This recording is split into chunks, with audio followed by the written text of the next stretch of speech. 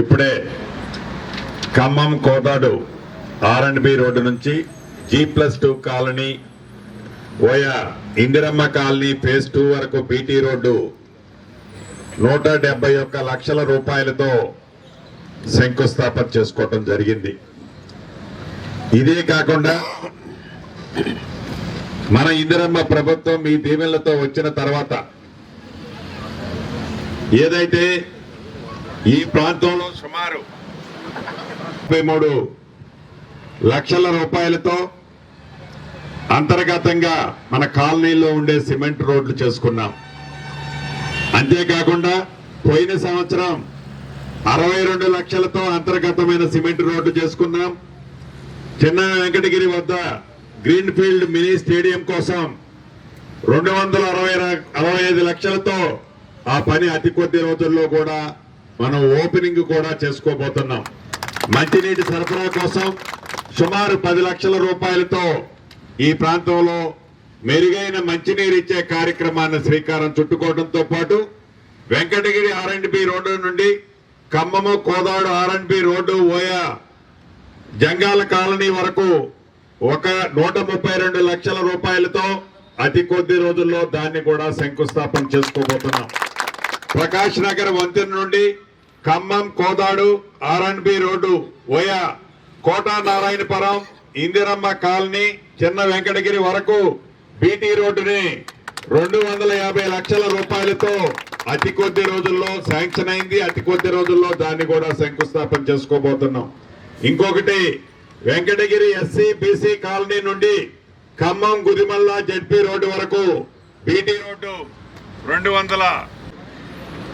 మీరు ఆనాడు ఏదైతే మీ రక్తాన్ని చెమటగా మార్చి ధృతరాష్ట్ర పరిపాలన అంతమొందించి ప్రజా ప్రభుత్వాన్ని మీ కష్టంతో తీసుకొచ్చిన తర్వాత ఈ ప్రభుత్వం వచ్చిన తర్వాత గడిచిన 21 నెలలలో ఒక్క ఈ ప్రాంతానికి 1247 లక్షల రూపాయలతో 1247 లక్షల రూపాయలతో వివిధ అభివృద్ధి కార్యక్రమాలు చేసుకున్నాం. శంకుస్థాపనలో ఉన్నాయి, టెండర్ దశల్లో కొన్ని ఉన్నాయి. మీకు తెలియంది కాదు, ఈ ప్రభుత్వం మీ అందరి కష్ట ఫలితంతో వచ్చిన ప్రభుత్వం. ఈ ప్రభుత్వం పేదోడికి అండదండలుగా ఉండి భుజము తట్టి పేదోడి పక్షపాత ప్రభుత్వంగా గౌరవ ముఖ్యమంత్రి రేవంత్ రెడ్డి గారి నాయకత్వంలో నడుస్తున్న ప్రభుత్వం అని మీ అందరికీ తెలిసిందే. ధనిక తెలంగాణ రాష్ట్రాన్ని అప్పుల పాలు చేసిన ఆనాటి పెద్దలు అప్పులు ఉన్నాయి కదా అని చేతులు ముందు పెట్టుకొని కూర్చోకుండా ఎన్నికల ముందు ఏవైతే హామీలు ఇచ్చామో ఆచరణ సాధ్యమైన ప్రతి హామీని తూచా తప్పకుండా పేదోడి కోసం ఈనాడు ప్రభుత్వం ఇచ్చే దాంట్లో భాగమే ప్రతి పేదవాడికి 200 యూనిట్లు ఉచిత విద్యుత్ ఇచ్చే కార్యక్రమం. కానీ ఇంటికి ఆడబిడ్డలకి ఆర్టీసీ బస్సులో ఎంత దూరం ప్రయాణం చేసినా ₹1 ఛార్జీ లేకుండా, కానీ మొన్న ఉగాది నుంచి దేశంలో ఏ రాష్ట్ర ప్రభుత్వమో ఈయన విధంగా పెద్దోళ్లు తినే సన్న బియ్యాన్ని పేదోళ్ళకి పంచే కార్యక్రమం కానివ్వండి. 10 సంవత్సరాల్లో రేషన్ కార్డు ఆనాడు ప్రభుత్వం ఇవ్వకపోతే కొత్త రేషన్ కార్డులు రాష్ట్ర వ్యాప్తంగా 12 లక్షల కొత్త రేషన్ కార్డులు ఇవ్వటమే కాకుండా పాత రేషన్ కార్డులలో కొత్త పేర్లు ఎక్కించే కార్యక్రమం రాష్ట్ర వ్యాప్తంగా 17 లక్షలు చేర్చిన కార్యక్రమం మీ ప్రభుత్వం మన ప్రభుత్వం చేసుకుందని చెప్పడానికి సంతోషిస్తున్నాను.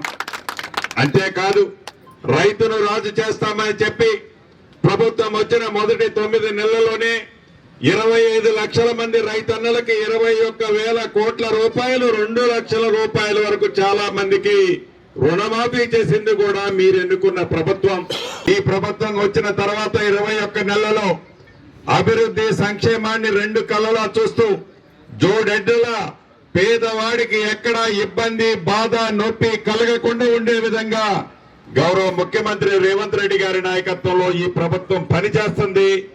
ఇందిరమ్మ ఇళ్ల విషయంలో కూడా గడిచిన ఆనాటి 10 సంవత్సరాలలో ఇల్లు ఇయ్యాలనే జ్ఞానం కూడా ఆ ప్రభుత్వానికి లేకపోతే ప్రభుత్వం వచ్చిన మొదటి సంవత్సరంలోనే మొదటి విడతగా 4.5 లక్షల ఇళ్లు రాష్ట్ర వ్యాప్తంగా ఇస్తూ మన ప్రాంతంలో కూడా మీ దగ్గర ఇచ్చామన్నా.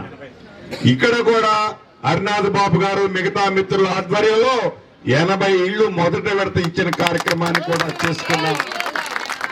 ఇలా అనేక కార్యక్రమాలు చేపడుతూ నా ఆడబిడ్డలకి అన్నదమ్ములకు ఒకటే చెప్తున్నాను, ఒక్కసారి ఏదో ఇల్లు ఇచ్చాం ఇక అయిపోయింది మా దగ్గర లేదు అనేది లేదు. రాబోయే రోజుల్లో ఇంకా 3 సార్లు ఇస్తాం. 3 సార్లు ఇస్తాం.